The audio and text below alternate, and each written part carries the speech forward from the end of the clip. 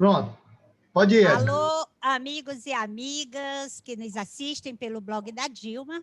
Nós estamos hoje aqui com nossos convidados, Deodato Ramalho, César Brito e Jane Calisto, para debater sobre a suspeição do Moro e suas implicações. Muito obrigada. Vocês podem começar a falar. César, Jane e depois Deodato.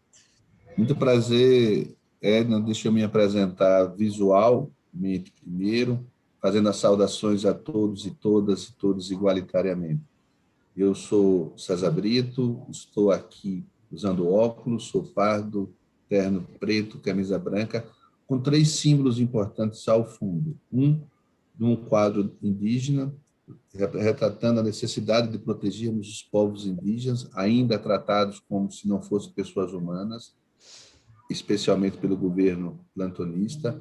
A placa de Marielle, para que demonstrarmos que é importante saber quem mandou matar, por que mandou matar, e até numa forma de protegermos aquelas pessoas que lutam em defesa da pessoa humana.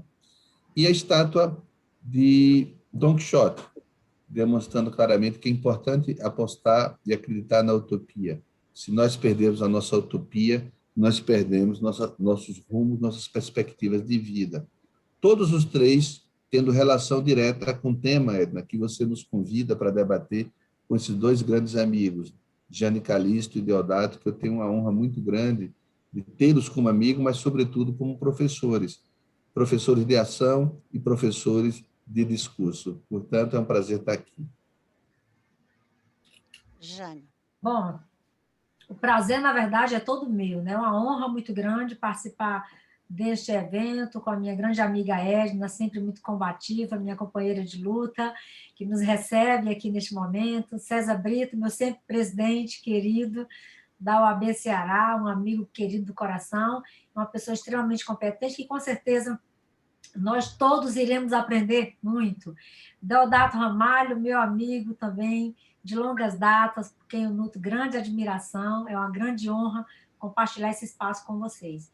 E meu nome é Jane Calisto, sou conselheira da OAB Ceará, presidente da Comissão de Direito Sindical, a minha atuação é no direito trabalhista e sindical, o que já me isenta um pouco do tema, do que eu possa vir a falar em relação a esse tema, que é de direito penal e constitucional, mas a gente vai tentar contribuir da maneira possível.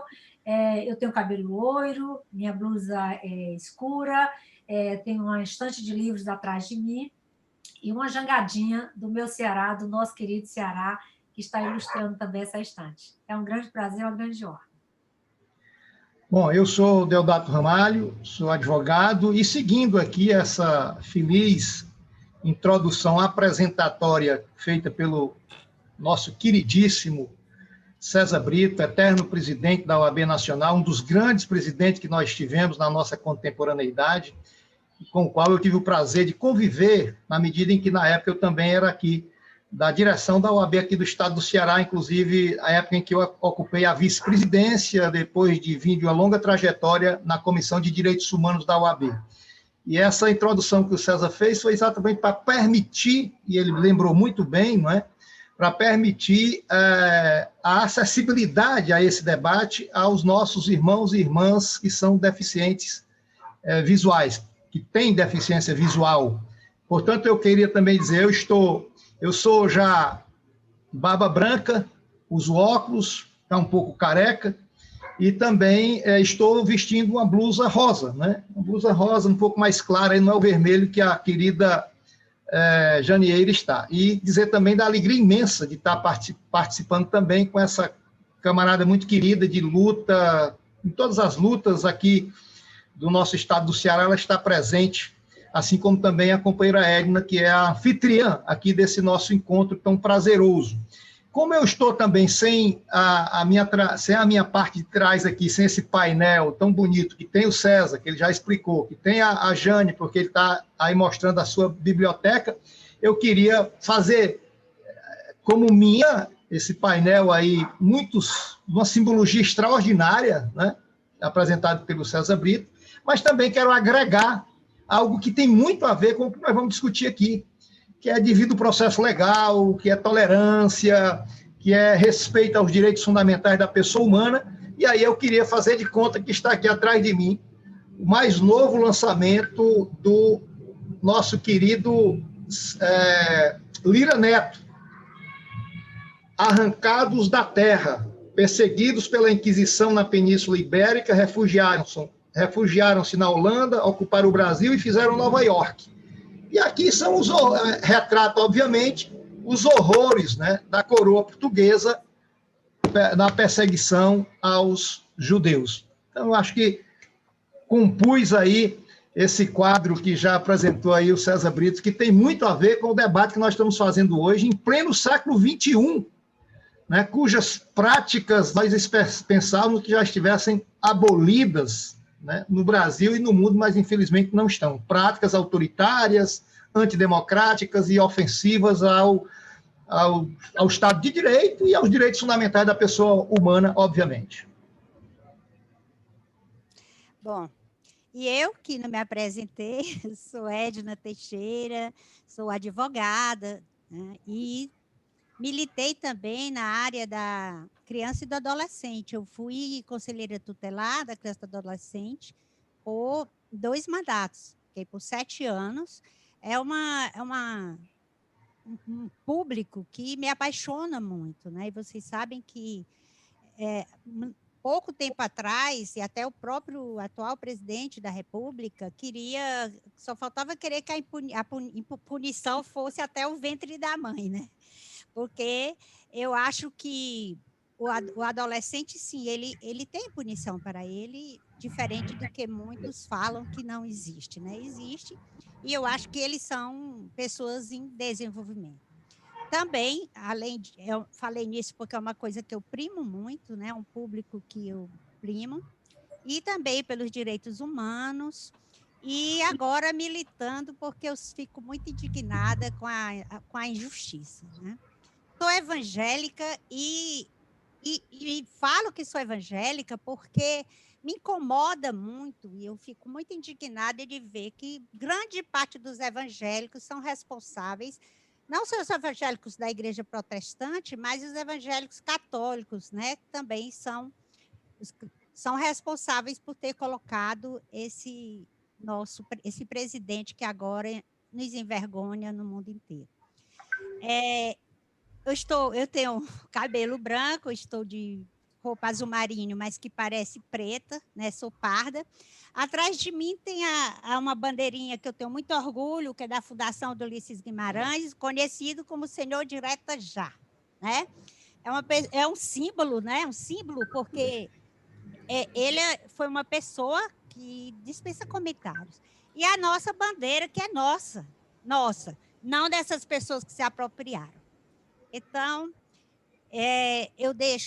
quero que pode ser o César Brito, que pode iniciar, porque ele escreveu um artigo num livro recente sobre esse processo, né, do Moro, e que ele foi julgado agora, recentemente, no Supremo Tribunal Federal, a sua suspeição, e foi condenado como suspeito. Fique à vontade, César Brito, por favor. Obrigado, Edna. Eu queria falar, então, de 3 livros. Um provocado por Deodato, para que não diga que eu fiquei com ciúmes, Deodato, da sua citação de livro, mas estando eu virtualmente no Ceará, eu recentemente coloquei no meu Facebook, no meu Instagram, como dica de livro, exatamente esse livro aqui, também de Lira Neto, que é a biografia de Padre Cícero, né? E foi aniversário de Padre Cícero. Agora eu ressaltei a importância de conhecermos, e conhecermos com isso também a alma nossa sertaneja, né? Mas César, me permita, já que provocou, eu estou também... Uma coisa muito interessante, que eu queria até que depois vocês pudessem conhecer, e quem sabe a gente espalhar isso Brasil afora. Nós temos uma emissora de rádio no interior aqui do Ceará, uma rádio AM, e tivemos um problema aí com o ECAD, e na hora da dificuldade você vai criando alternativas, né? Como bom cearense. Aliás, como bom brasileiro, tem que se virar, né? Então, como é que vai fazer uma reprogramação na rádio? E nós criamos agora um programa que está indo ao ar, Livro Falado. Nós estamos lendo um livro no rádio. E a primeira obra que está sendo lida, o Lira Neto hoje está em toda, né? É o Poder e a Peste. É o Poder e a Peste do Lira Neto, a vida de Rodolfo Teófilo. E atualíssimo diante do que nós estamos vendo hoje no Brasil, né? Então era isso, fazendo livro falado, viu? Já que é para falar nele, é bom também ver Getúlio Vargas, né? Porque também demonstra na biografia que a UDN, que deu o golpe de 64, já queria dar um golpe a partir da sucessão de Getúlio Vargas. Você vê, Lira Neto está presente entre nós como se fosse uma lira, né? Isso mesmo. E falando nisso, é o livro que eu estou relendo agora. Eu estou com ele, só que está longe de mim, não posso mostrar. Então, os outros 2 livros, né, que eu vou falar, que tem relação com o tema do julgamento do ex-presidente Luiz Inácio Lula da Silva, são 2 livros de uma série que nós lançamos, vários advogados e advogadas, que procurou entender a Lava Jato. Então, um livro que nós chamamos de uma sentença, registro de uma sentença anunciada. Nós já sabíamos que seria condenação, e vou explicar por quê. E esse segundo, que é o livro da suspeição pós-Vaza Jato. Então, a Lava Jato nós temos que dividir a parte externa antes das revelações da Operação Spoof. Pois bem, já ali, naquele primeiro livro, que nós falávamos sobre a sentença anunciada, nós dizíamos que não havia chance do réu. Foi um dos textos que eu escrevi, eu dizia assim: qual a chance do réu ser absolvido quando o acusador e o julgador ficam famosos por causa do processo que estão atuando? Qual a chance do réu quando o acusador e o julgador têm livros bibliográficos publicados sobre o processo que ele ainda está julgando? Qual a chance do réu quando o julgador e o acusador, ou os acusadores, dão autógrafo nas ruas, elevando o holofote à fonte de direito?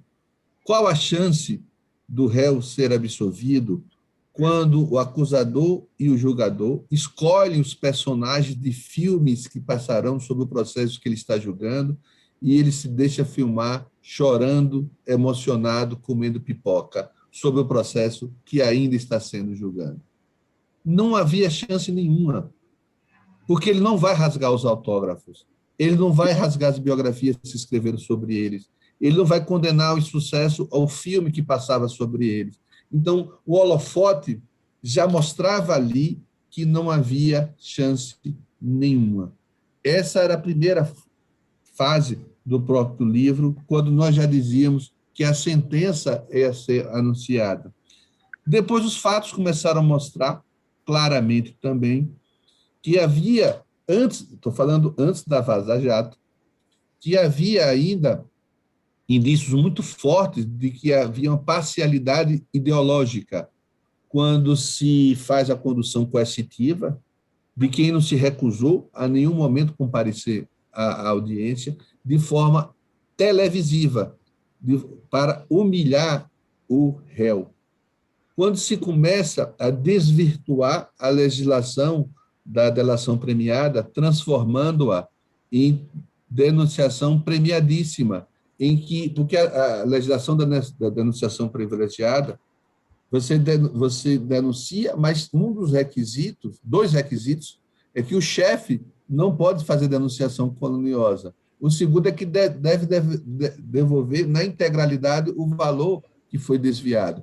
Na Lava Jato já demonstrava que não, que a empresa que mais corrompeu na América Latina, que é o Odebrecht, os chefes foram beneficiários da delação. Um deles sequer foi processado.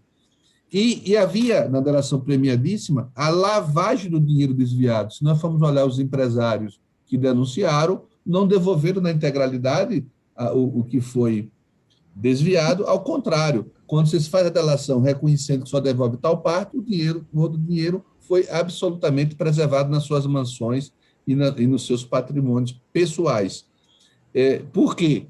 Porque o objetivo era condenar politicamente o ex-presidente Luiz Inácio Lula da Silva.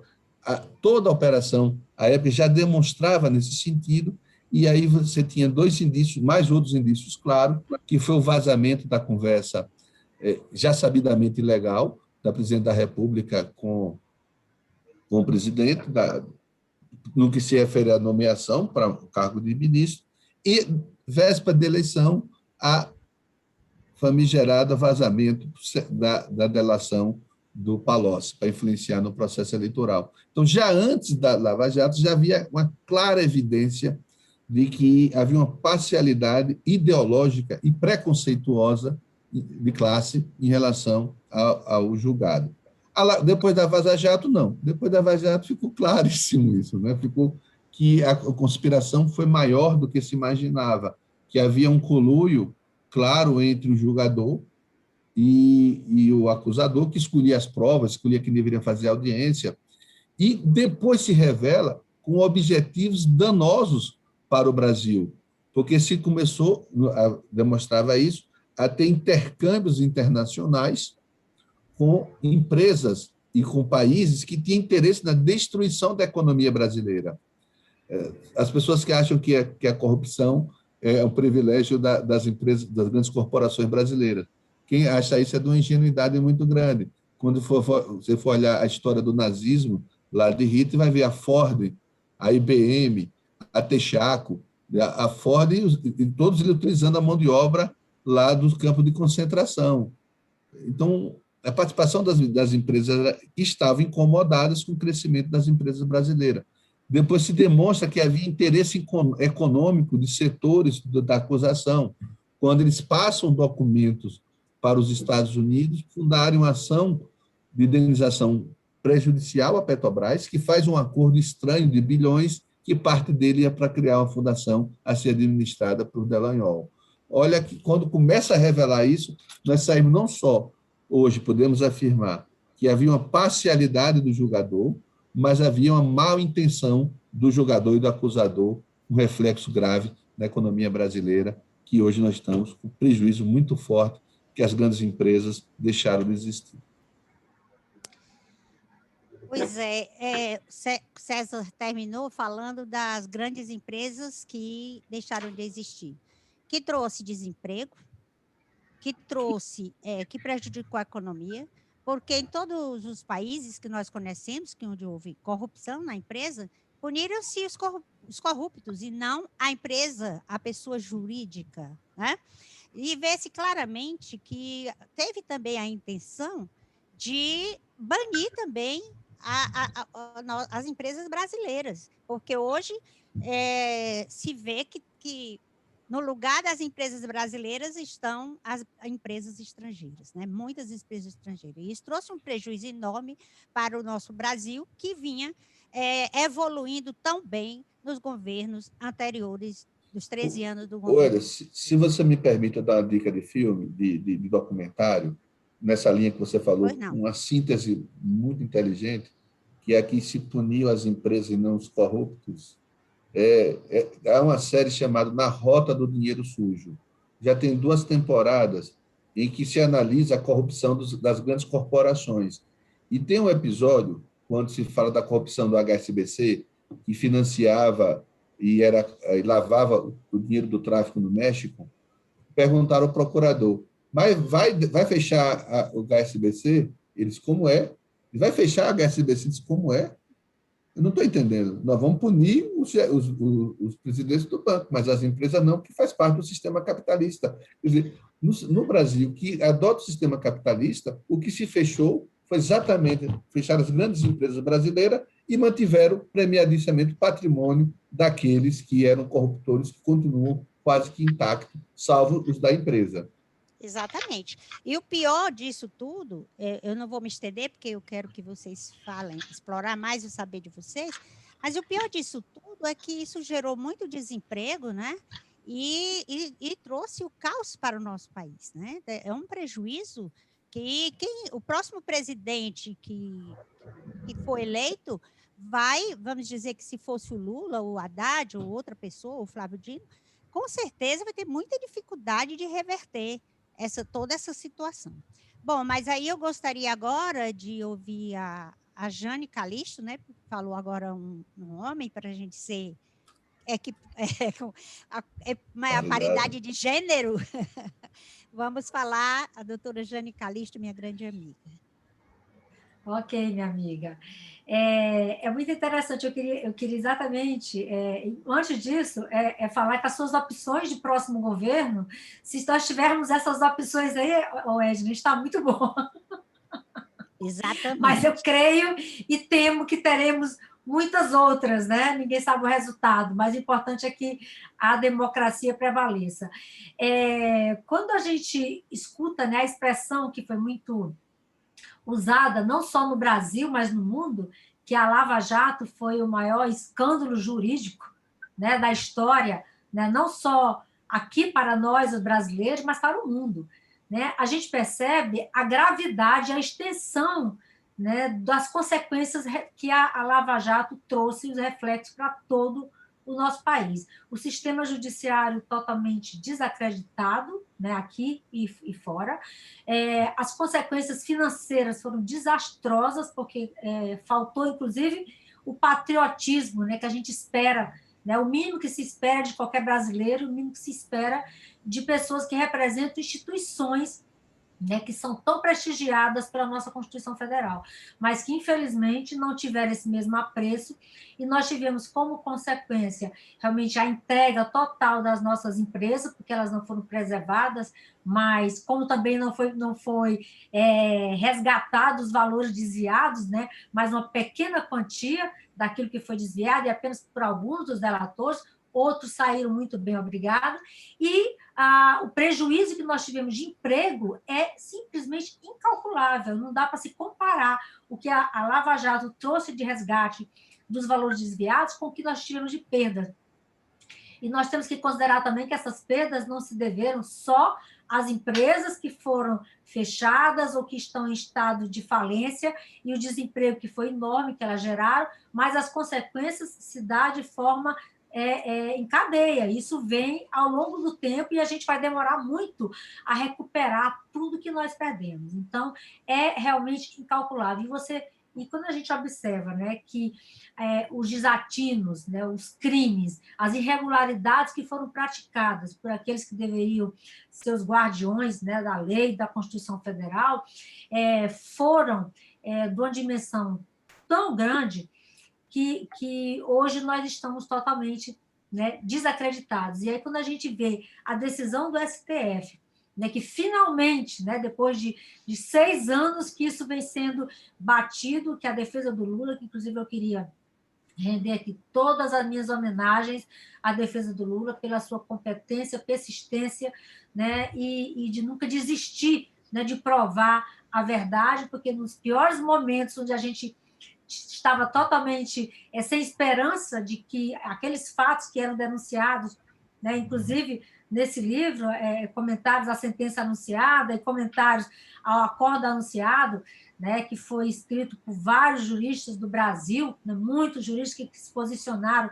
de forma veemente, quando ninguém acreditava e quando eram achacoalhados, quando eram criticados, porque estavam se rebelando contra aquilo que era o grande heroísmo brasileiro, que era a Operação Lava Jato, né, a gente achava que isso nunca seria comprovado, aquilo que a gente já denunciava em vários eventos, em várias audiências públicas que nós realizamos aqui no Ceará e no Brasil todo, foram realizadas, e a gente achava que isso nunca seria revelado. E, finalmente, né, quando veio a revelação, a gente, de qualquer forma, a gente se sentiu aliviado, porque, apesar daqueles que condenaram tivessem conhecimento daquilo que a gente denunciava era verdade, né, a gente sabe que existia toda uma organização, a construção de marketing, né, jurídica e de marketing, né, comungados no intuito, no firme propósito realmente de trazer o afastamento do presidente,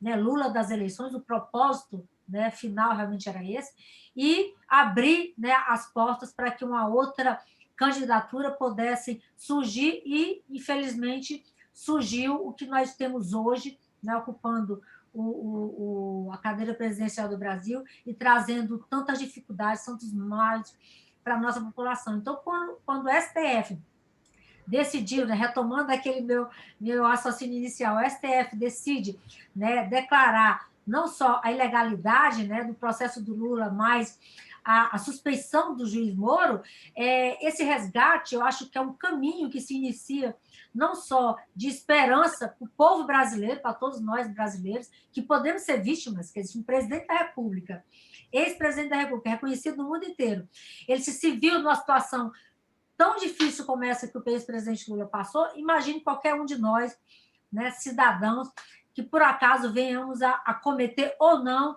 né, um crime e ser pego nessa armadilha, né, que foi orquestrada pelo Ministério Público, pelo juiz Moro, acusador, e pela mídia nacional. Então, acho que isso aí é uma esperança de resgate para nós e também para o próprio judiciário, que, como o Gilmar Mendes falou, o ministro Gilmar Mendes, está desacreditado, desmoralizado no mundo inteiro, mas eu acho que a gente precisa defender as nossas instituições para o bem de todos nós, para o bem do nosso país, na tentativa de resgatar o que ainda é possível, né, neste país que a gente já construiu com tanta dificuldade. Então, eu passo aqui para o meu próximo colega, que vai também se manifestar, com certeza, com mais aprofundamento. Bom, eu vou pegar logo a deixa aqui do César, Jane. Aliás, fazer logo um registro aqui, né? Talvez ele nem se lembre, porque o César é um advogado de primeira linha, né? Mas eu tive a honra de ter tido o César como meu advogado, pro bono, viu? Eu quando fui eleito vereador, Jane, aqui teve uma tentativa aqui de impedir que eu assumisse por conta de um problema de uma contagem de coligação e tal. E esse processo acabou, eu fui surpreendido quando não estava nem sabendo o que estava acontecendo. Aí tivemos que acompanhar isso em Brasília, e eu tive a honra, a alegria, né? E aqui quero publicamente, mais uma vez, agradecer, né? Ter tido um advogado desse naipe, desse prestígio, dessa linha, e repito, pro bono, né? Lá em Brasília, meu caro César, muito obrigado. Mas, César, você falava daquele livro, aliás, eu andei escrevendo num desses livros, não sei se é exatamente esse, tem um artigo também meu, a respeito da sentença anunciada, né? No outro debate que a gente teve aqui, afinal eu vou aproveitar e botar de novo aqui na tela, lembrando José Saramago, onde ele diz que há casos em que a sentença está escrita antes do crime. É o caso dessa sentença do Sérgio Moro, que desde o primeiro momento, agora é muito lamentável, e é importante que a gente resgate uma coisa, nós estamos hoje apontando, mirando apenas, né, a parcialidade criminosa do Sérgio Moro e dos Torquemada de Curitiba, liderados pelo Deltan Dallagnol, fundamentalista. Todo fundamentalista é perigoso. Todo fundamentalista é autoritário. E o Deltan Dallagnol está nessa categoria. Mas nós não podemos, de maneira nenhuma, achar que o problema foi o Sérgio Moro e o Dallagnol. Isso foi o próprio sistema de justiça que atuou nesse lawfare contra o presidente Lula, porque o objetivo era afastar o presidente Lula da disputa de 2018. E, evidentemente, que nós só tivemos agora esse desdobramento de se fazer justiça por conta da Vaza Jato, por conta do Delgatti. Esse rapaz vai ficar na história deste país, ele vai entrar, vai ficar na galeria dos heróis desse país. É lamentável para um sistema de justiça de um país, pelo menos dentro da formalidade tido como democrático, que nós só tenhamos tido a decisão do Supremo Tribunal Federal depois de uma ação criminosa. Porque, tecnicamente, a ação dos hackers é uma ação criminosa. Não é? Mas porque se não for a repercussão no Brasil e no mundo dessa situação, o Supremo Tribunal Federal possivelmente continuaria a passar a mão na cabeça do Deltan Dallagnol e do Sérgio Moro. Porque a questão da parcialidade do Sérgio Moro ela é tão grave que são muitas as situações que demonstram, que comprovam essa parcialidade, e você tem qualquer estudante de direito, ele tem, assim, a possibilidade diante de um vendaval de atos de parcialidade, de escolher qualquer um, e que já estava ali consagrada a parcialidade. O Sérgio disse muito bem, por exemplo, lembra aí, o César Brito, lembra muito bem, quando você tem um juiz que atua como um galã, como um superstar, né? Se tornou herói, e no decorrer do processo criminal que ele está julgando, concomitantemente, ele vai ali fornecendo, se alimentando do noticiário, e o noticiário se alimentando das informações privilegiadas dele para mobilizar a opinião pública contra um acusado. E aí é importante a gente também não perder de vista esse aspecto aí dessa mancomunação dele, juiz da causa, com a imprensa partidarizada.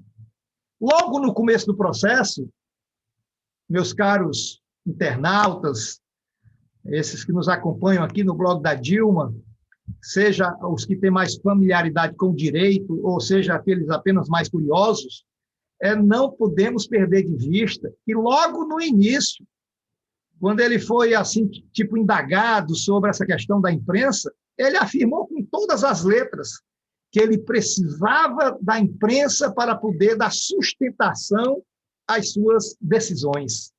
Olha, que Estado democrático de direito é esse? Que Estado de direito democrático é esse? Eu gosto, embora tenha o mesmo sentido, César, eu gosto muito mais dessa expressão, Estado de direito democrático, porque as ditaduras também são um Estado de direito, o direito deles, o direito autoritário, o Estado de direito democrático. Então, na hora em que ele faz isso, já está claro, já estava assentado qual era o papel que ele iria desempenhar. Por último, depois a gente volta aqui um pouco nessa questão de vários atos nesse sentido, mas, assim, vendo agora as últimas notícias, porque todo dia tem, né? Todo dia sai uma. Né? Já saiu uma agora, a última, em relação a outro vazamento, a Vaza Jato, aí, o nosso, digamos assim, esqueci agora o nome, me socorro aí, o nome daquele americano que prestou um grande serviço ao mundo, né? Às democracias do mundo, à civilização. Glenn, né? Como é, César? O Volder, como é? Refugiado na Rússia, né? Que está refugiado na Rússia, que jogou... É o outro. Pronto, exatamente. Nós temos o nosso Snowden, o Delgatti, foi fundamental. Agora, o que é lastimável é isso, que para o sistema de justiça agir, para o sistema de justiça sair da cumplicidade que estava com o Moro, inclusive o Supremo Tribunal Federal, o Tribunal Regional Federal nem se fala. O revisor do processo, minha gente, para os que não têm familiaridade com o direito criminal, nas apelações, nós temos o relator do processo e tem o revisor. O revisor do processo passou 6 dias com o processo, examinando, e segundo ele examinou, 250 mil páginas do processo. Então, é importante que a gente faça esse resgate. Mas, voltando aqui ainda, César, nessa parte que você menciona, sobre a questão da lavagem, né? A Lava Jato também, na verdade, para os delatores, né? A partir do primeiro deles, o que deu toda a origem, né? Como é que chama? O doleiro lá, o Youssef. A Lava Jato funcionou como uma grande lavanderia. A Lava Jato lavou dinheiro para corruptos, porque foi parte do acordo que esses corruptos, comprovado, alguns confessos, né, ficassem com a parte do dinheiro que eles assaltaram da Petrobras. Então, é esse primeiro momento que eu queria fazer esse resgate, Sérgio. Eu não sei o que é que você assim, tem visto sobre isso, mas eu acho que nós estamos numa situação que não dá mais para que a gente se cale, não é possível. O sistema de justiça brasileiro precisa, aliás, como o próprio Gilmar Mendes tardiamente disse, né, que o sistema de justiça brasileiro precisa ser profundamente revisto. Eu estava vendo, César, por esses dias, porque na época eu era procurador-geral do município, aqui do estado do Ceará, e tivemos alguns encontros com o representante, um companheiro que era o representante do Ministério da Justiça no começo do governo Lula, quando se estava discutindo a questão da criação do Conselho Nacional de Justiça. E a gente viu, né, toda a fúria da cúpula do sistema de justiça brasileira contra o Conselho Nacional de Justiça. Aliás, foi ali que o Zé Disseu, como meu companheiro Zé Disseu, começou a cair em desgraça, porque quem desenhou, né, essa questão aí, democrática, profundamente necessária, foi ali o Zé Disseu, com seus companheiros da área jurídica. Talvez até você, certamente, Brito, contribuiu muito para essa discussão, que foi um avanço, embora não tenha saído como nós inicialmente pretendíamos. Então, é importante que a gente possa trazer à tona esse debate, porque nós não vamos poder ficar assim, ao sabor do acaso, ao sabor de uma cena criminosa em que alguém descobre que o juiz é criminoso. E se não tivesse tido essa vaza-jato?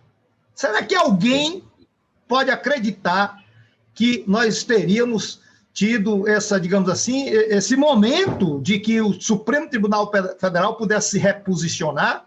E, por último, César, essa decisão agora, por exemplo, saindo aqui um pouco da suspeição, voltando para outra situação que estava muito clara, desde, inclusive, palavra do próprio Sérgio Moro, quando ele, no despacho que deu, na sentença que deu nos embargos de declaração, né, opostos pela defesa do presidente Lula, ele diz com todas as letras: esse juiz nunca afirmou que esses contratos sejam provenientes da Petrobras. Então, ficava clara ali a incompetência. Mas o ministro Fachin, na verdade, não deu a decisão da incompetência para beneficiar o Lula. Ele deu para proteger o Sérgio Moro, porque ele imaginava que aquilo ali iria impedir o julgamento da suspeição, como de fato ele tentou, inclusive na hora da sessão, levantou a questão de ordem para não ser julgada aquela suspeição.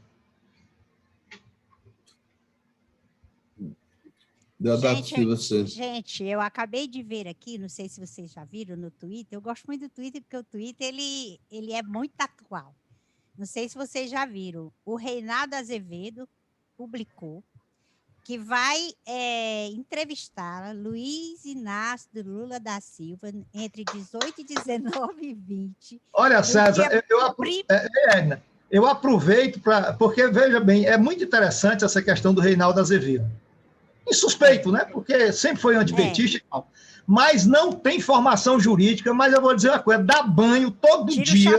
Tira o chapéu. No direito constitucional, na defesa do Estado de Direito Democrático. É irrepreensível, né? Ele se diz um rábula. Só terminar, que é bem rapidinho. Ele diz: nessa quinta, Luiz Inácio Lula da Silva é o entrevistado de Ué da Coisa entre 18, 19 e 20. Em 1º de abril, tio? Aí ele faz, né? Ele gosta de brincar. Pois é, uma entrevista de verdade do tal dia da mentira. Então, de Reinaldo Azevedo. Imperdível. Essa vai imperdível mesmo, Edna, imperdível, viu? De Reinaldo Azevedo, sabe? Nessa versão que Deodato colocou, dele ser um conservador, extremamente conservador. Quando alguém coloca o meu nome, César Brito, no Google, tem um artigo dele me esculhambando, né? Dizendo que eu sou apenas um socialista, reagindo à ação que a OAB ingressara, quando fui presidente, para dizer que a anistia não havia perdoado os torturadores, que tortura é crime contra a humanidade, e ele disse que eu estou querendo me meter em um bocado de assunto, porque sou socialista, mas é bom saber, né, que ele evoluiu com o tempo, o que dá mais credibilidade a ele ainda. Mas eu queria complementar duas coisas, que eu falei de 2 livros, mas não falei do terceiro, que tem uma relação muito clara com o que já foi debatido. O terceiro livro é o que nós lançamos agora, que é o livro das parcialidades, que aí já analisa o caso. Foi lançado no dia do julgamento do Supremo, nós tínhamos já trabalhado vários juristas também. Quem quiser ter interesse sobre ele, está na Editora Telha, é fácil até decorar, telha.com.br. E se alguém tiver dúvida, no meu Instagram, eu fiz um post que eu falo do livro e tem lá a editora que você pode comprar ou baixar ele virtualmente também. Ele está na versão online. De novo, vários juristas escrevem sobre já ir diante já dos fatos revelados pela operação. E aí o meu artigo, Deodato, nós estamos sintonizados muito, o nome do meu artigo é Por um Dólar Furado, o filme.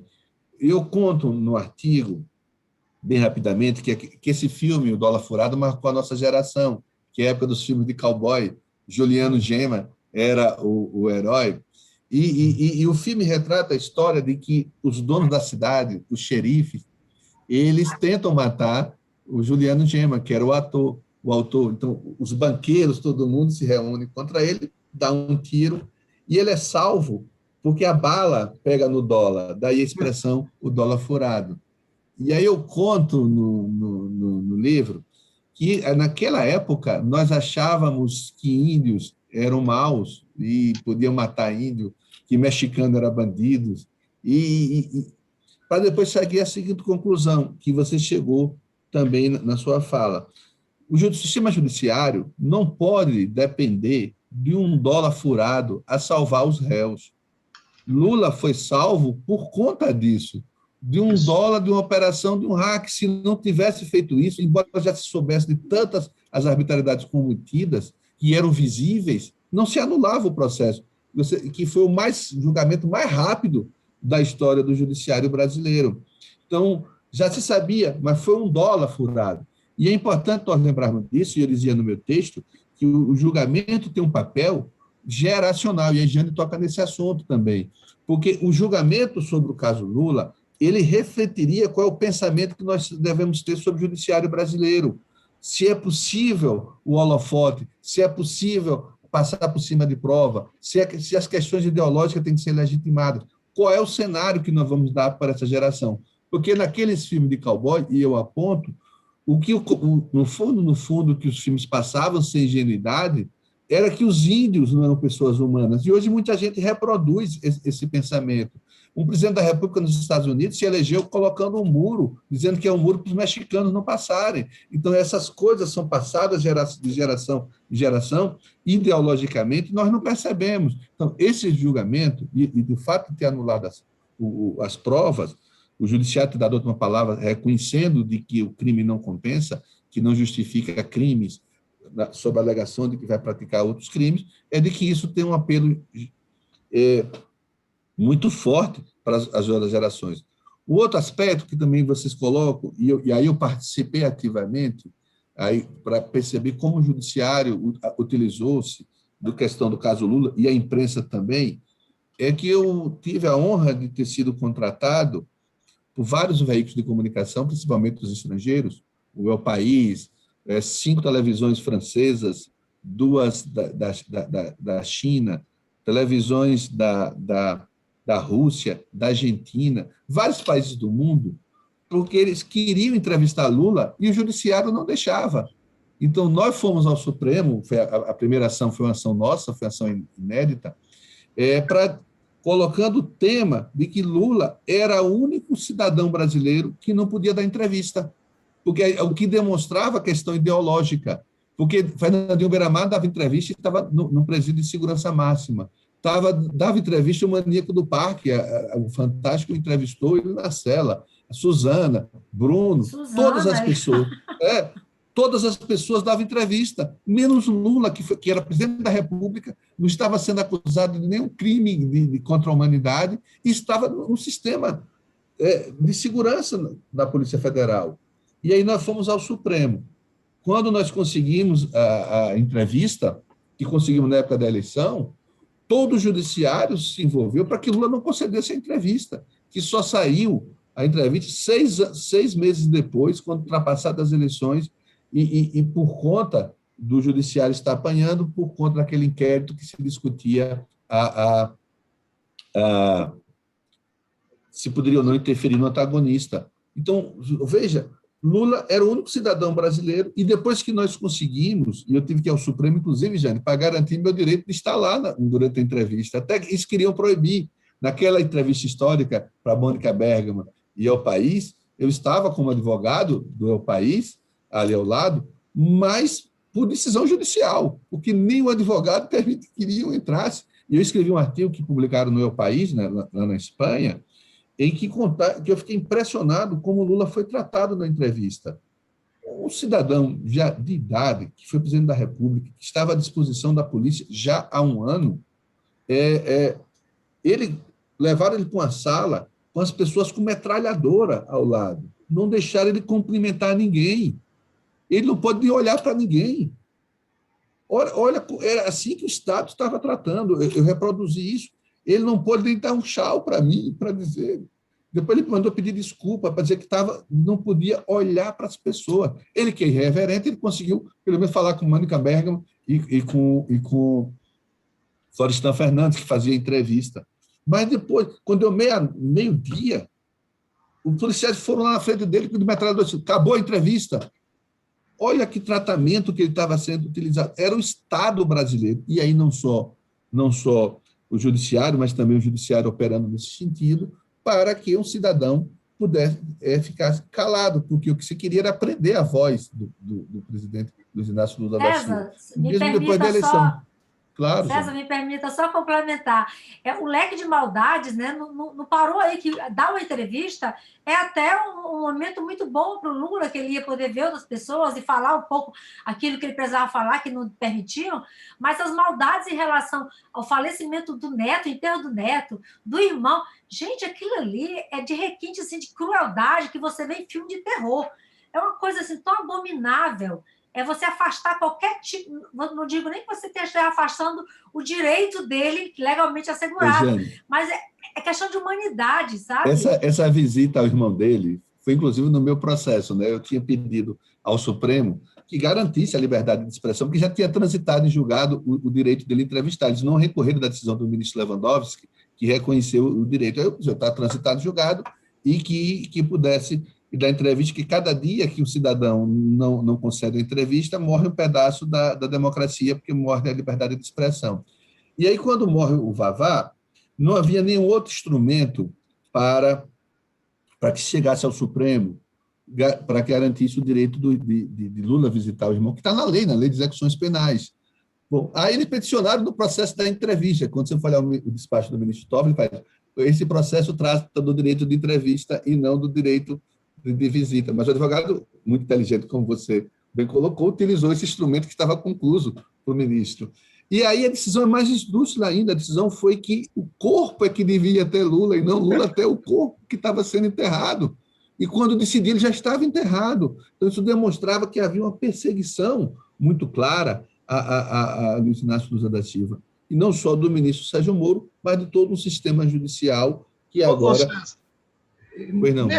Nesse espaço aí é importante lembrar uns dos diálogos em que os procuradores, conversando entre si, diziam que tinham que impedir o Lula de falar antes da eleição, porque se o Lula falasse antes da eleição, poderia eleger o Haddad. Quer dizer, veja aí como eles estavam numa militância política e ideológica. Aliás, isso também já não é mais segredo, porque eles estavam, na verdade, preparando, inclusive com o dinheiro da Petrobras, aquele famoso fundo, era um projeto de poder. Elegia primeiro agora o Bolsonaro, que eles fizeram isso também, estavam articulados nisso, tanto é que o Sérgio Moro negociou a ida para o Ministério quando ainda era juiz, e tinha aquela intenção do Dallagnol, também expressada, de eleger um procurador, um senador da República em cada estado da federação, saído das hostes do Ministério Público. Deodato, e outro fato muito importante, aí eu falo porque não é por ouvir dizer, mas por ter sido advogado nesse processo, é que me estranhava muito é que a imprensa brasileira não demonstrava interesse na entrevista do Lula, a grande parte da imprensa. Quer dizer, toda a imprensa mundial me procurava, eu também fazia isso pro bono, em nome da liberdade de expressão. Todas a imprensa, eu entrei com mais de 20 pedidos de entrevistas, e todas foram concedidas, mas os grandes jornais brasileiros não entrava. Então, isso mostra que também a imprensa participou. E um outro fator, que agora é muito atual, que foi o Twitter do general, na véspera do julgamento do habeas corpus do Lula, que também mostrava que havia outros fatores, o que já dizia lá, as forças ocultas, e agora reveladas em Twitter, a impedir um julgamento também isento. O ministro Fachin, quando diz posteriormente de que não houve pressão, o próprio autor do tweet ameaçador disse: mas foi 3 anos depois. Então, isso demonstrava claramente que havia uma intenção, pelo menos, de setores das Forças Armadas. E é bom vocês dizer setores das Forças Armadas, porque as Forças Armadas têm se comprometido muito com a democracia, e o episódio recente demonstra isso, né, quando os militares, os ministros do Exército, da Aeronáutica e da Marinha recusam-se à quartelada, recusam-se a entender que essas Forças Armadas estão a serviço do governante, mas sim a serviço do Estado de Direito, de democrático. É por isso que as Forças Armadas precisam fazer a ressalva, porque setores conservadores e setores que também foram muito claros na ideia de prender e manter preso o presidente Luiz Inácio Lula da Silva. Edna, deixa eu só, quando o César tocou num assunto muito importante, que isso tudo está conectado, né? Uma coisa com a outra. Não há dúvida de que o golpe de 2016 ele tinha como pressuposto inicial a derrubada da presidenta Dilma e depois a inviabilização de uma nova eleição do PT em 2018. Por uma razão muito simples, ele já não aguentava mais, a elite conservadora já não suportava mais ir para a 5ª derrota consecutiva na eleição presidencial. E esse episódio de agora, por isso que é muito importante essa lembrança Eu até digo para você, meu caro César Brito, eu assim, sou um advogado de província, e às vezes a gente que é advogado de província, a gente às vezes tem até uma certa mais flexibilidade, ou então alguma foiteza de dizer determinadas coisas. Eu, assim, nunca tive muita ilusão com as Forças Armadas brasileiras, por uma questão histórica, né? Acho que as Forças Armadas brasileiras sempre tiveram comprometimento com quarteladas. A história do Brasil é um pouco isso. Mas é claro que a gente percebe que, com a redemocratização para cá, nós começamos a ter alguns setores que estão, digamos assim, com um mínimo de compromisso com a Constituição, até porque o mundo moderno hoje não aguenta mais esse negócio de quartelada. Então, é uma desmoralização para o país, né? Mais do que já está hoje desmoralizado o nosso Brasil. Mas hoje eu vi uma entrevista muito interessante do general Santa Cruz, onde ele diz com todas as letras, e ele tem razão, isso que o Bolsonaro fez nesses últimos 2, 3 dias foi uma grave ofensa às Forças Armadas. E, obviamente, que isso por conta da recusa, principalmente do ministro do Exército, de não repetir o gesto ameaçador do Vilas Boas naquele famoso Twitter que emparedou o Supremo Tribunal Federal naquele momento. Não há dúvida, apesar da reação veemente do ministro Celso de Mello, mas não passou daquilo, um pouco meio ali, mas, sem dúvida nenhuma, aquilo foi uma pressão indevida, né? Uma agressão à nossa Constituição. E esse episódio, agora, deixa muito claro que, primeiro, a ação que o presidente entrou no Supremo Tribunal Federal para tentar a chancela do Supremo Tribunal Federal para dar um golpe, para decretar o estado de sítio no nosso país contra as decisões dos governadores e dos prefeitos que estão salvando vidas. E aí ele queria que, nesse momento, aí depois, em seguida, o julgamento do habeas corpus do presidente Lula, da suspeição, e ele estava pressionando, pelo menos é o que está saindo aí E a nota do ministro da Defesa, não tem dúvida, ela está bem explícita do que foi que aconteceu. Ele estava querendo que os comandantes militares fizessem a mesma pressão, inclusive nesse julgamento do habeas corpus do presidente Lula. Então é importante que a gente esteja atento, porque, de fato, hoje, pelo menos estamos vendo agora que tem setores nas Forças Armadas que estão se colocando contra essa tentativa de quartelada no nosso país. Exato. Eu queria só complementar aqui, Edna, se você me permite, minha amiga, sobre essa questão que o Deodato até colocou, da pressão, né, que o STF sofreu a partir, claro, da operação, né, Vaza Jato, né, das denúncias do Intercept Brasil.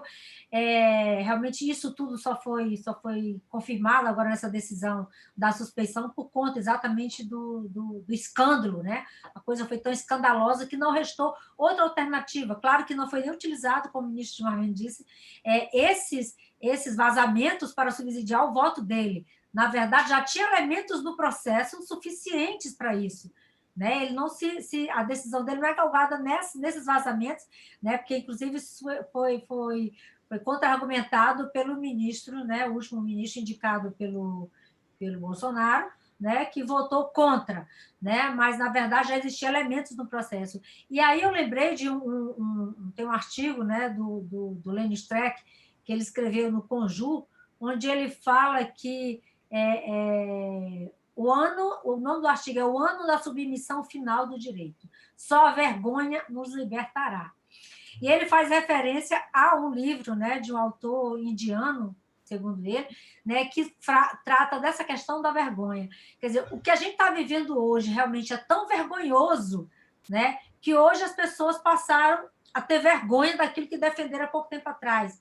É como muitos já dizem, né? Ninguém votou no Bolsonaro, todo mundo votou no Amoedo, ninguém sabe nem como é que o Bolsonaro foi eleito.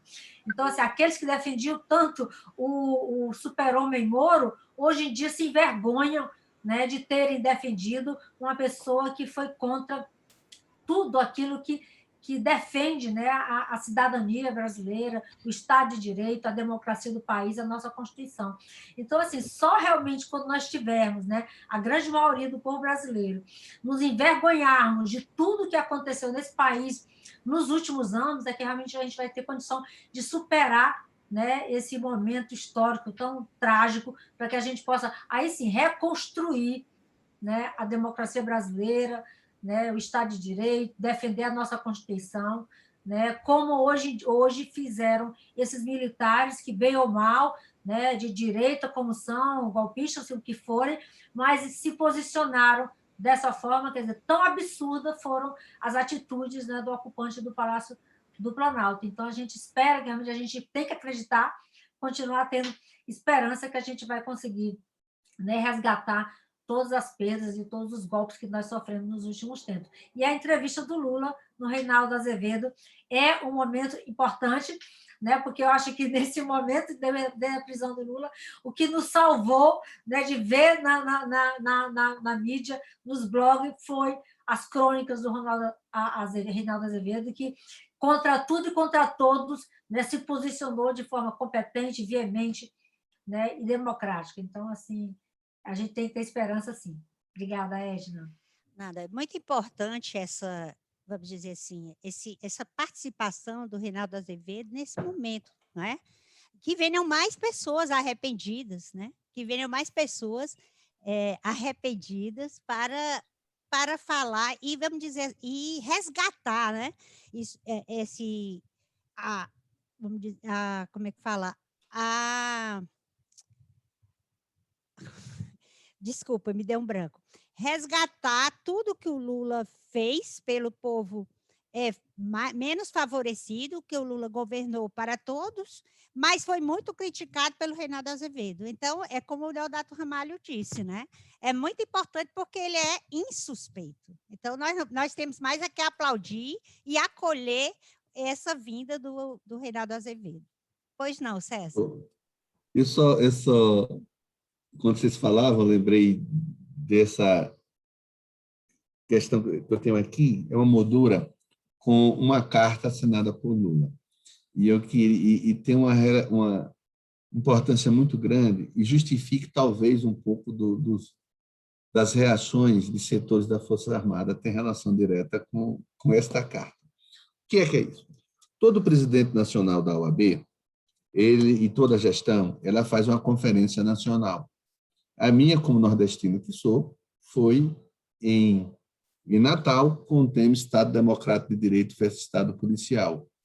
E nesta conferência, nós sediamos a Comissão de Anistia, que fez uma sessão pública de anistia a João Goulart.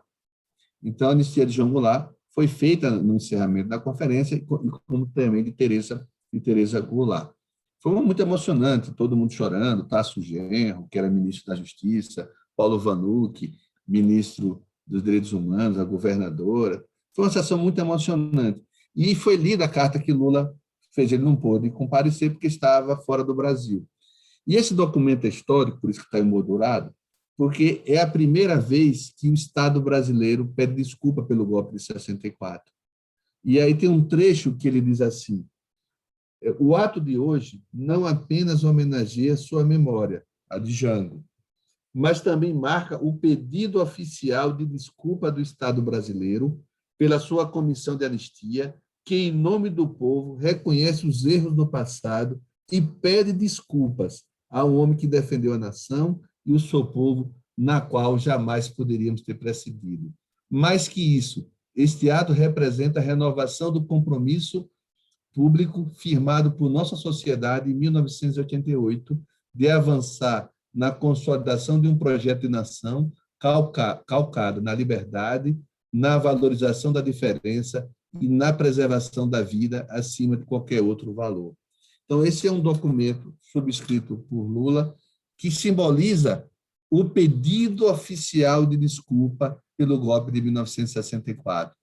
Por isso que é muito bom sempre lembrar que agora, de novo, se diz que é possível festejar crimes contra a humanidade, como um golpe militar que prendeu, que torturou, que exilou, que confiscou bens, que censurou jornalistas, que colocava censores no departamento de jornais. É preciso sempre lembrar, e esse foi um ato muito importante, que talvez não, certamente, seja um dos motivos do Twitter do general Vilas Boas.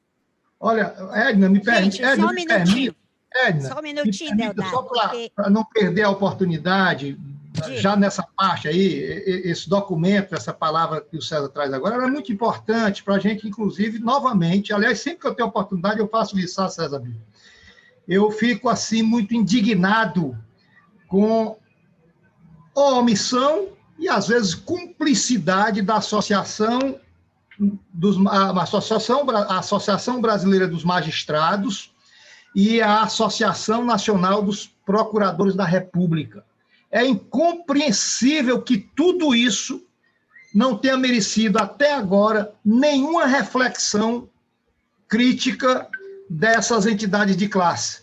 Isso é grave, porque a gente chega a um momento como esse que estamos vivendo agora, que um juiz, aliás, um tribunal, né, autorizou que amanhã, no dia 31 de março, a primeira mentira do golpe militar, né, porque o golpe foi no dia 1º de abril, botaram dia 31 de março para poder não ter gozação com o 1º de abril, porque tradicionalmente a história do dia da mentira.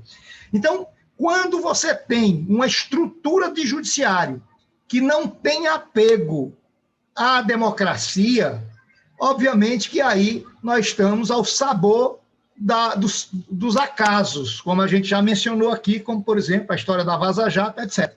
Então, eu gosto sempre de, nessa hora, cadê os procuradores da República que apregoavam que tinham apreço ao Estado de Direito Democrático? Cadê a Associação Brasileira de Magistrados? É algo inaceitável que isso esteja acontecendo e continue a acontecer no nosso país. Muito oportuno, Deodato, muito oportuna a tua colocação. O que eu queria dizer, que me deu um branco, porque eu achei muito importante quando César Brito colocou aquela... Eu queria dar logo a oportunidade para ele, e não falei. O que eu queria dizer era que era o direito de ser resgatado, né? Os direitos políticos do Lula, o direito do cidadão Lula, porque foi roubado tudo do Lula.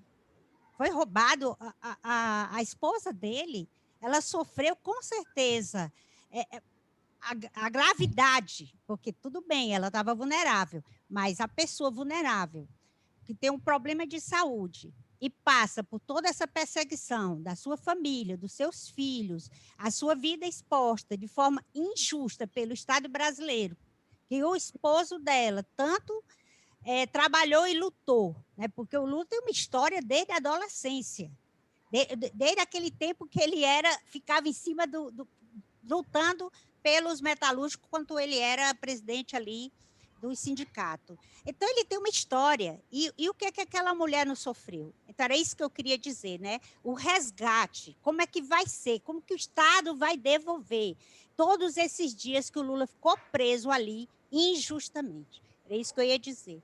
Então, o Deodato falou aí sobre a associação, e eu estava dizendo, nós temos o Brasil, o Estado brasileiro, tem uma despesa muito grande com o Conselho Nacional do Ministério Público. Imagine quanto custa ao Estado o Conselho Nacional do Ministério Público, o Conselho Nacional de Justiça. Nada contra, mas a gente precisava que eles cumprissem o seu papel.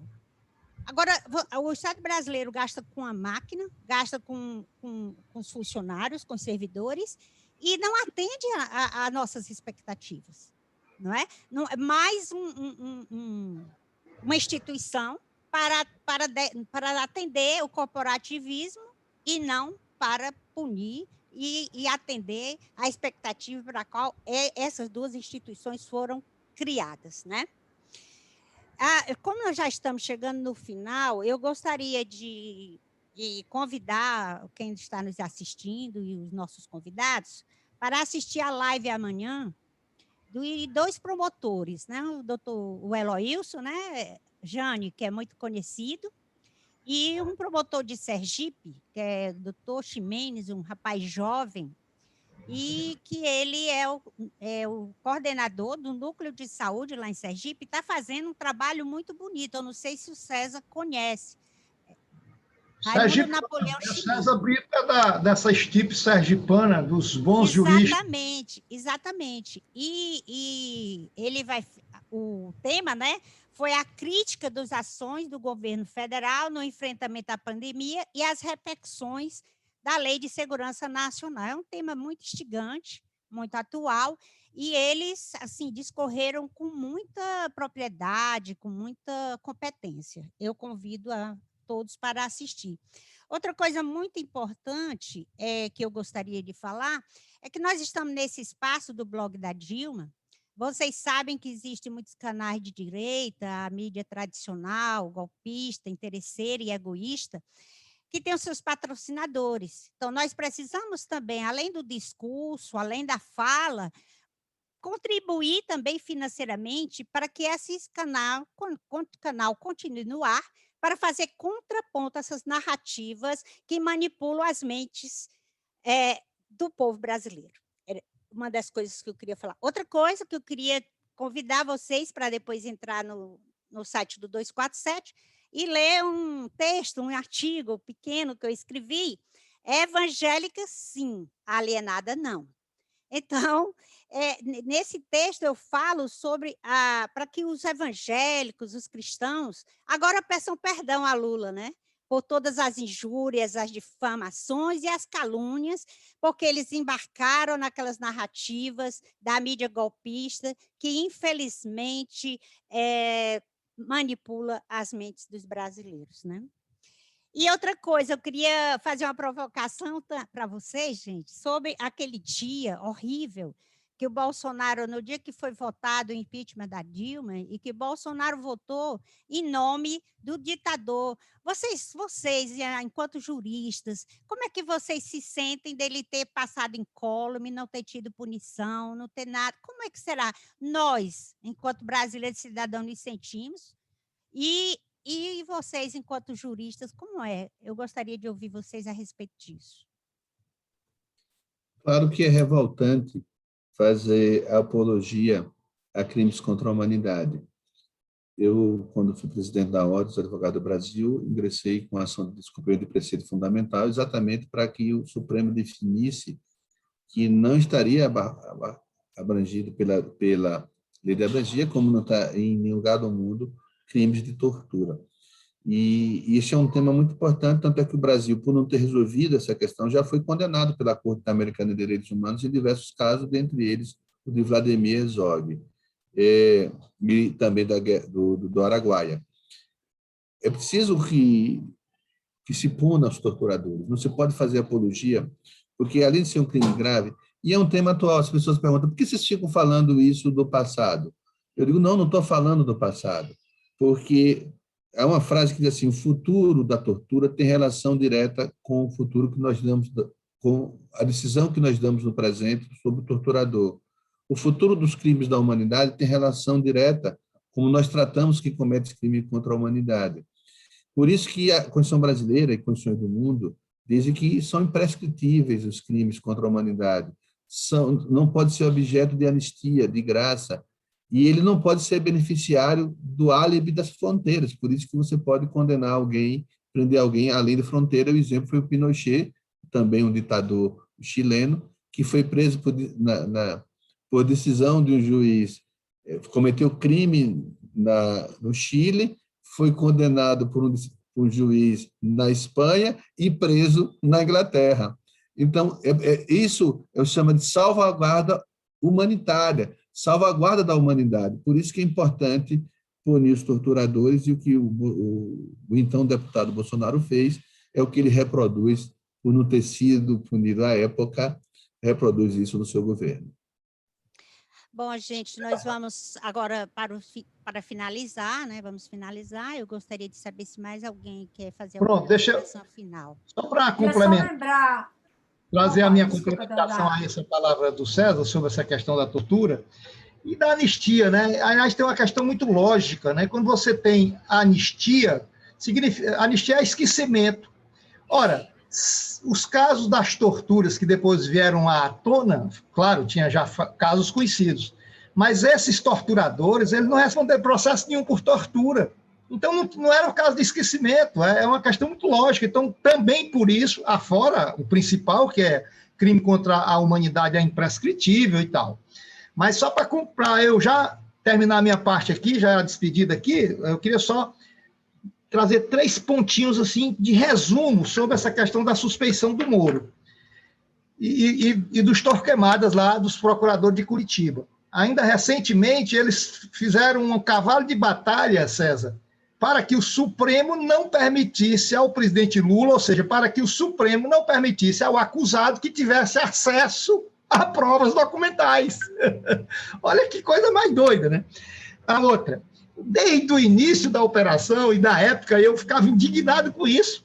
Na televisão saía, na maior disfarçatez do mundo, que o Moro, o juiz da causa, fazia parte da equipe da Lava Jato. Você imagina, a polícia investigadora, a PF, a Polícia Judiciária, o Ministério Público, membro da acusação, e o juiz, que tem que estar aqui distante disso, era apresentado como um membro dessa equipe. E a última, né, que tem a ver com aquele episódio em que eles manipularam, César, além da ilegalidade da divulgação, eles manipularam. Eles colocaram, vazaram apenas um pequeno trecho daquela conversa do Lula com a presidenta Dilma, mas esconderam várias outras manifestações naquela conversa do presidente Lula, com pessoas, com advogados dele. Aliás, o que dizer do monitoramento do escritório de advocacia, minha gente, pelo amor de Deus. E eu quero concluir, já que você falou na questão dos evangélicos, dizer que eu até publiquei hoje, né, uma coisa bem interessante, saiu uma matéria no Sul 21, e eu escrevi da seguinte forma: vou mandar um abraço aí para os nossos irmãos evangélicos, como você diz, católicos e evangélicos, né, que professam aí a questão do chamado, antigamente se chamava protestante, só para poder separar aqui a questão do católico, tradicionalmente se denomina o evangélico, né? Daí, eu escrevi assim, daí a importância de não generalizar nada. Há, sim, católicos e evangélicos que pregam e praticam os valores cristãos. Isso é a propósito de um texto que saiu hoje: evangélicos progressistas pregam contra o negacionismo e a desigualdade social. Portanto, minha gente, há, sim, evangélicos que são e que pregam e que praticam os valores cristãos. César, meu querido, olha, um abraço grande, foi um prazer enorme, uma honra para mim estar aqui hoje com você. E com a Jane, minha querida Jane, mas é aqui de casa, mais perto, e a gente acaba, às vezes, deixando para falar lateralmente. Jane? Com certeza. Minha amiga, só para finalizar também, mas assim, só reforçando o que o Dato colocou, na verdade, o juiz Moro, ele não só integrava a Operação Lava Jato, ele era o chefe, né? Era o comandante maior, que dava todo o direcionamento, o que podia, o que não podia, o que se publica, o que não se publica, como é que tem que preparar os memoriais, o que tem que incluir, o que tem que tirar. Então, assim, é uma coisa realmente absolutamente escandalosa. Mas, assim, eu, na verdade, na hora que eu queria falar, que foi junto com o Deodato, que o César tinha falado sobre a questão da tortura, né, os crimes da ditadura militar, que realmente a gente não passou a limpo isso. Acho que o Brasil deve, né, ter essa dívida eterna, né, com aqueles que foram vitimados por esse regime, que eu acho que é aquela frase, né, famosa, que o povo que não conhece a sua história, né, está condenado a repeti-la. Então, assim, se a gente realmente não passa limpo, a gente não bota o dedo na ferida, não investiga, não apura e não pune, a gente corre exatamente esse risco de repetir, né, a história e de tornar essa história, inclusive, questionada, desacreditada, como tem muitas pessoas que até hoje dizem, mas isso não existiu, isso nunca aconteceu, isso é história. O próprio, né, ocupante do cargo maior do nosso país diz isso, né? Várias vezes já disse isso, e a postura realmente do presidente, inclusive na época como deputado, na votação do impeachment, foi realmente escandalosa. Aquilo ali já seria suficiente, né, para ninguém depositar sua confiança, seu voto, ou até o seu protesto, né? Que muita gente diz que votou em nome de um protesto pelo aquilo que estava vivendo no país. Então, foi abominável realmente a forma como se manifestou, não só naquele momento, né, mas vários outros momentos, em todas as suas manifestações, elas são realmente repugnantes e reprováveis, e a gente precisa realmente falar disso para que a gente não esqueça, né? Lembre isso aí para que a gente não repita. Poxa, foi um grande prazer, uma grande honra estar com todos vocês, é uma grande alegria, e estou aqui sempre à sua disposição, minha amiga Edna. Um grande abraço, um abraço para os seus ouvintes, né, para aqueles que estão nos assistindo. Muito obrigada pela companhia e pela audiência. Eu também queria agradecer, sabe, Edna, foi um prazer muito grande, e voltar a conversar, olho nos olhos, com dois grandes amigos, Deodato e Jane.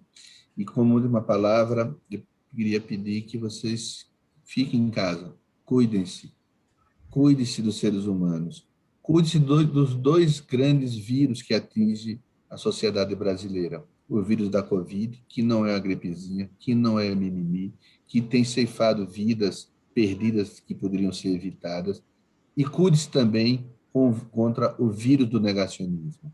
Esse é tão mortal quanto o vírus da Covid. Esse negacionismo que nega a existência da ciência, que nega a existência da ditadura, que nega a existência da pessoa humana, é preciso combater todos os tipos de negacionismo, porque também ele tem causado o aumento da pandemia, da gravidade da pandemia no Brasil. Então, cuidem-se e compreendam que o ser humano é o que todo mundo diz, a imagem de nós mesmos que nós devemos cuidar. Muito bem, César Brito, muito obrigada. Obrigada, Jane, obrigada, Deodato.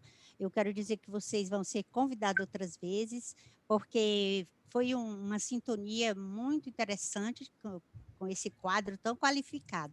Obrigada, eu me senti muito honrada por vocês terem aceitado o convite. Eu agradeço também aos que estão nos ouvindo e nos assistindo agora. E aguarde que nós vamos chamar novamente o César Brito, a Jane e o Deodato. Um abraço. Um abraço.